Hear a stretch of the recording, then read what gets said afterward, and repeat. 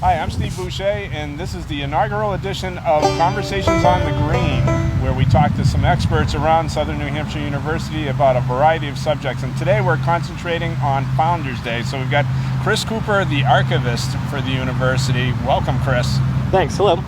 And can you tell us a little bit about the university beginning, specifically its initial focus back in 1932? So, initially the school was called the New Hampshire Accounting and Secretarial School back in 1932, and it was what we would call a private commercial school. It was a school that was designed to train students as quickly as possible in practical, business-related functions such as bookkeeping, typing, shorthand, and accounting practices. And programs would last something on the order of 3 months. Students could enroll on any Monday and start the program, and they would usually receive not a diploma, or they would get a certificate, something that sort of said, you've completed this set of work, you have these skills, but it wasn't degree granting like a bachelor's degree like we'd associate colleges with now. Great. And the faculty at the time only consisted of one person at the very beginning, who was the owner. Am I correct in that assertion? Well, it's a little bit complicated. We don't fully know. There were 3 employees total. And so Harry Shapiro was one of the primary founders of the school, and he taught accounting.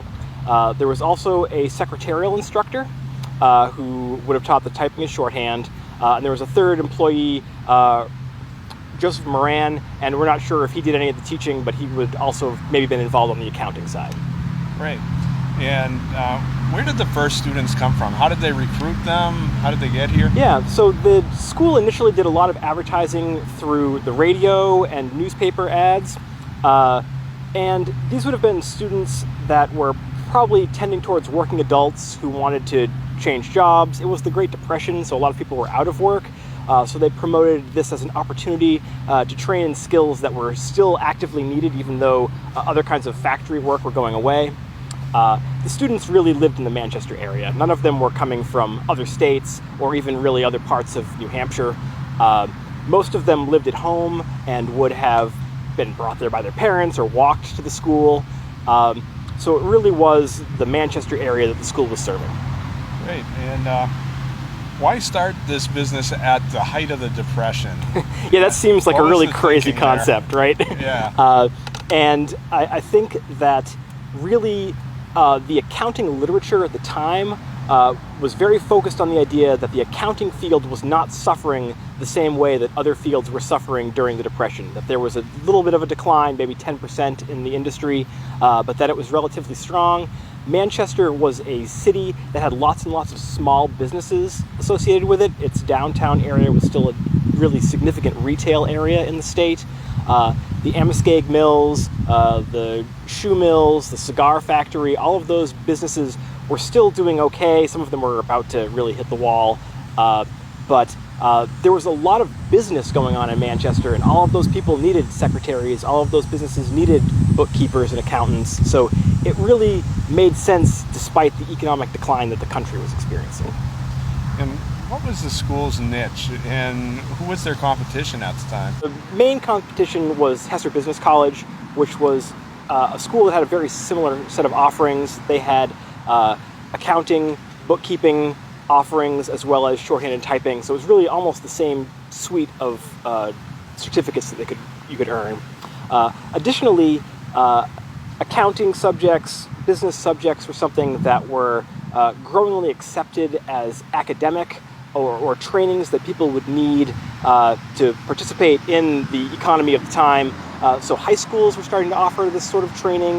The YMCA did typing and bookkeeping practice. There was a typewriter repair shop downtown in Manchester that also offered typing and shorthand courses at a similar rate. It was $10 a week was their going rate, and that was what the school charged for its tuition.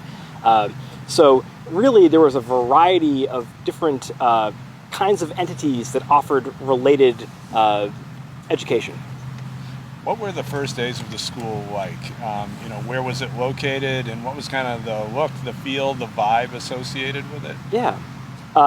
So the school was located on Hanover Street in downtown Manchester. It was a second floor location in the Athens building, which was a building that was owned and operated by the same people that ran the Palace Theater. It directly abutted the theater.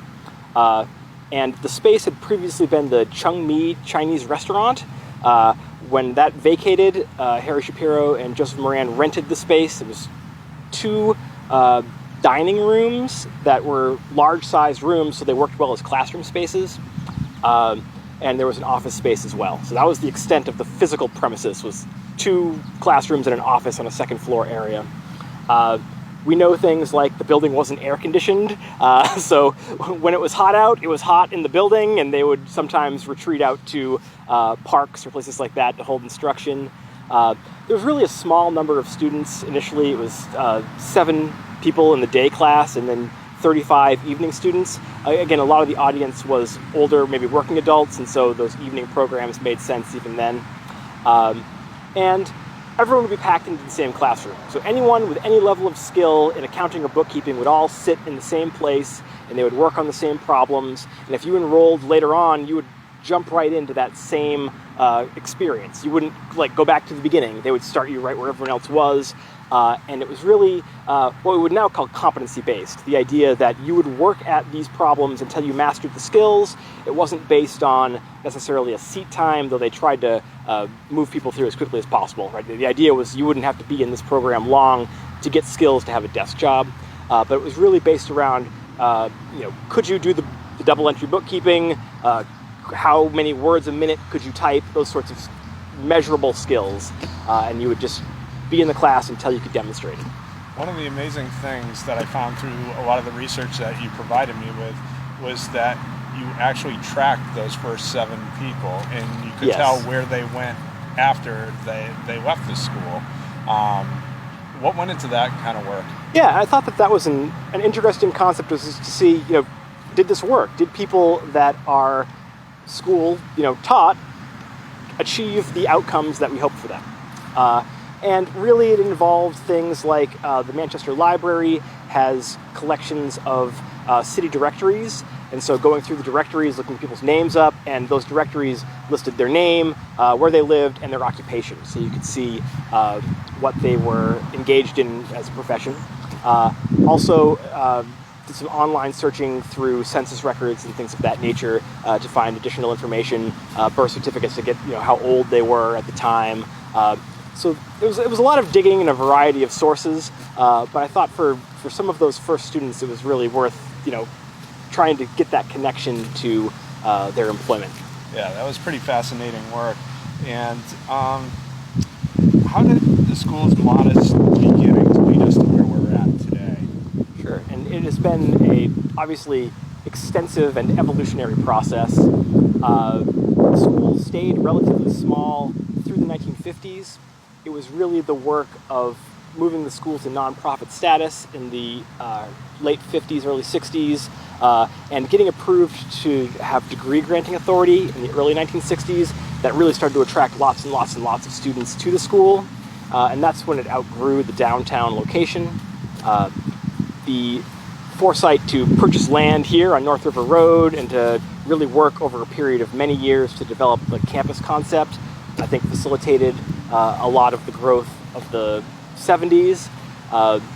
Things like embracing a change from a training institution to one that was focused on what we now think about more as education in the liberal arts fields, as well as just how do you keep books, I think is something that was responsive as well. So I think it's really been understanding a changing landscape and then really pursuing all of these opportunities as they presented themselves. And I mean, obviously today we still see that with things like online and the reinvention work that's going on today as well.